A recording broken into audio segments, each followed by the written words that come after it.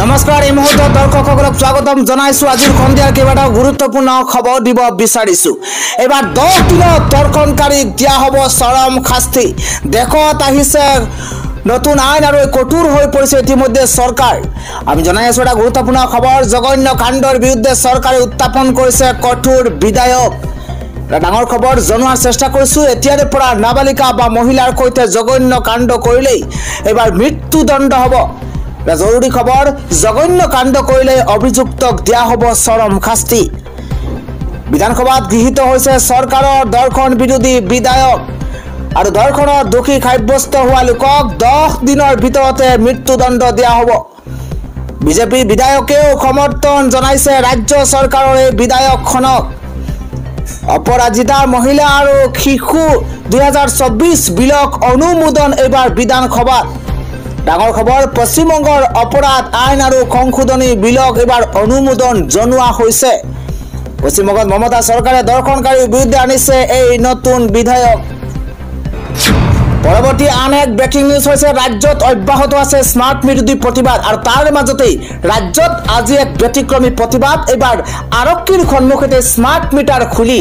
আৰক্ষীৰ সন্মুখতে ভাঙি চুৰমাৰ কৰিছে একাংশ উত্তেজিত লোকে আমি জনাই আছো এটা ব্ৰেকিং নিউজ আৰক্ষীৰ সন্মুখতে দলিয়াই ভাঙিছে স্মাৰ্ট মিটাৰ এক বৃহৎ প্ৰতিবাদ সাব্যস্ত কৰা হৈছে আজি আৰক্ষীৰ সন্মুখতে শতাধিক লোকে দলিয়াই ভাঙিছে স্মাৰ্ট মিটাৰ ডাঙৰ খবৰ স্মাৰ্ট মিটাৰৰ কুখনত অতিষ্ঠ হৈ পৰিছে জনতা আৰু জনতাই দিছে তাৰ প্ৰত্যুত্তৰ এবাৰ প্ৰতিবাদ বা ধৰ্ণা দি অতিষ্ঠ হৈ পৰিছে ৰাজ্যৰ জনতা আৰু আজি এক ব্যতিক্ৰমী প্ৰতিবাদ হাতত লৈছে এবাৰ আৰক্ষীৰ সন্মুখতে এটা নহয় এবাৰ শ স্মাৰ্ট মিটাৰ দলিয়াই ভাঙি চুৰমাৰ কৰিছে আমি জনাই আছো এটা বিশেষ খবৰ ঘৰত থকা স্মাৰ্ট মিটাৰ খুলি আনিছে প্ৰতিবাদী জনতাই আৰু তাৰ পাছতে শক্তি বিভাগৰ বিৰুদ্ধে অভিযোগ দিবলৈ থানালৈ আহিছিল এই শতাধিক লোক আৰু ৰাইজৰ অভিযোগক আৰক্ষীয়ে গুৰুত্ব নিদিয়াত ক্ষুভিত হৈ পৰিছে জনতা আৰু ক্ষোভত আৰক্ষীৰ সন্মুখতে ভাঙি পেলাইছে শতাধিক স্মাৰ্ট মিটাৰ এবাৰ স্মাৰ্ট মিটাৰ বন্ধৰ আহ্বান জনাইছিল শ লোকে আৰু তাৰ পিছতে চৰকাৰে কাণ খাৰ দিয়া নাই জনতাৰ কথাত আৰু অৱশেষত এইদৰে দৃশ্যাংশ দেখুৱাইছো এইদৰে স্মাৰ্ট মিটাৰ খুলি আৰক্ষীৰ সন্মুখতে নতুন স্মাৰ্ট মিটাৰ খুলি এইদৰে ভাঙি চুৰমাৰ কৰিছে একাংশ উত্তেজিত লোকে ৰাজ্যবাসীৰ কাৰণে পৰৱৰ্তী ব্ৰেকিং নিউজ হৈছে অৱশেষত খণ্ডান ওলাইছে সুমি বৰাৰ পলাতক সুমি বৰাৰ খণ্ডান ওলাইছে স্বামীসহ কণ্ঠশিল্পী দিক্কুৰ ঘৰত ইতিমধ্যে সুমি বৰা দিক্কুৰ ঘৰত আছিল সুমি বৰা ইতিমধ্যে খণ্ডান ওলাইছে সুমি বৰাৰ ডাঙৰ খবৰ জনোৱাৰ চেষ্টা কৰিছো নিশা কণ্ঠশিল্পী দিক্কুৰ ঘৰত আছিল সুমি আৰু স্বামী তাৰ্কিকৰ সৈতে আত্মগোপন কৰি আছিল সুমিয়ে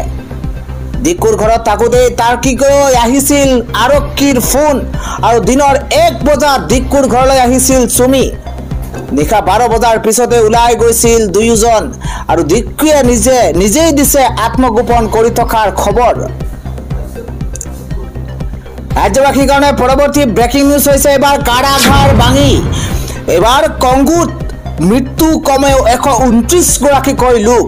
এটা গুৰুত্বপূৰ্ণ খবৰ জনাইছো কংগুত সংঘটিত হৈছে এক চাঞ্চল্যকৰ ঘটনা কংগুৰ এটা কেন্দ্ৰীয় কাৰাগাৰৰ পৰা 129 গৰাকীকৈ লোক পলায়ন কৰি মৃত্যু হৈছে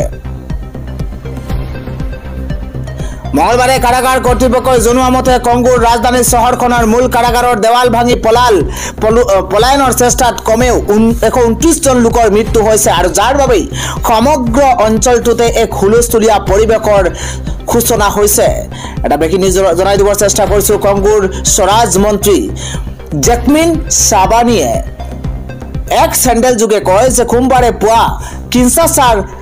মাকালা কেন্দ্ৰীয় কাৰাগাৰৰ পৰা পলাবলৈ চেষ্টা কৰি থকা অৱস্থাতে 24 জন কয়দীক গুলীয়াই হত্যা কৰা হয় চৰকাৰে জনোৱা মতে এই ঘটনাত 59 জন আহত লোক চিকিৎসাধীন হৈ আছে আৰু ইয়াৰে কেইবাজনো দৰ্শনৰ গোচৰত অভিযুক্ত বুলি জানিব পৰা গৈছে পৰৱৰ্তী আন এক ব্ৰেকিং নিউজ হৈছে এইবাৰ দীপাংকৰ বিশাল আৰু স্বপ্নিলৰ পাছত হুমেন আৰক্ষীৰ জালত 300 কোটিৰ আত্মঘাত কৰাৰ গুৰুতৰ অভিযোগ উত্থাপন হৈছে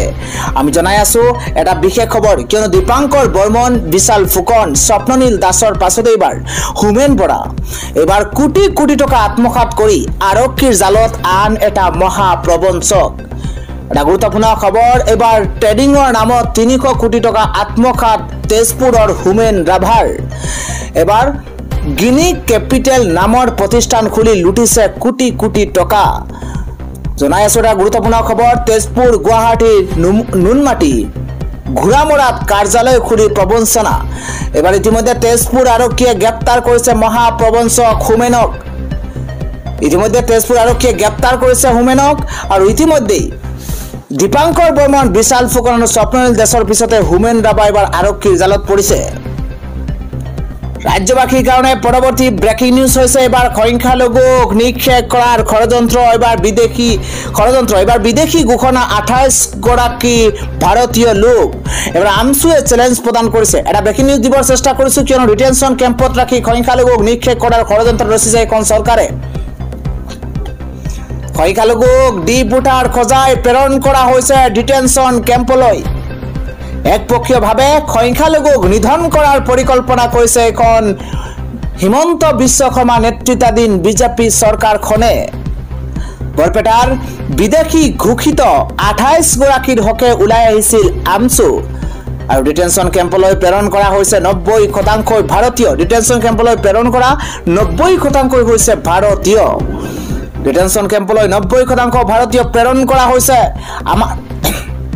আমাক সময় দিলে ডিটেনশন কেম্পত থকা সংখ্যালঘুক ভাৰতীয় বুলি প্ৰমাণ কৰিম